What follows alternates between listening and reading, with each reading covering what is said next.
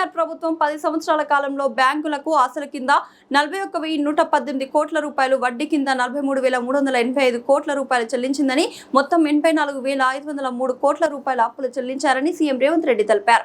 తాము అధికారంలోకి వచ్చాక కేవలం 30 నెలల కాలంలోనే గత ప్రభుత్వం చేసిన అప్పుల భారాన్ని మోస్తూ అసలు కింద 33,567 కోట్ల రూపాయల, వడ్డీల రూపంలో 18,554 కోట్ల రూపాయలు, మొత్తం 52,120 కోట్ల రూపాయలు చెల్లించామని పేర్కొన్నారు.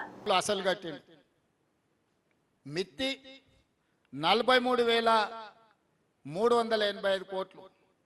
చంద్రశేఖరరావు 10 సంవత్సరాలలో సాగునీటి ప్రాజెక్టుల కోసం చేసిన అప్పులకు 84,503 కోట్ల రూపాయలు 10 ఏళ్లలో ఆయన కట్టింది. నేను అధికారంలోకి వచ్చిన తర్వాత ఆయన చేసిన అప్పుల భారం మొయ్యలేనంతగా మారి కరెక్ట్ 30 నెలల 33,567 కోట్ల అసలు, 18,554 కోట్ల మిత్తి. 30 నెలల చంద్రశేఖరరావు చేసిన పాపాల బైరోడు నాకు అందించిన ఈ అప్పు 52,120 కోట్లు ఈ నెలకు కట్టిన నేను.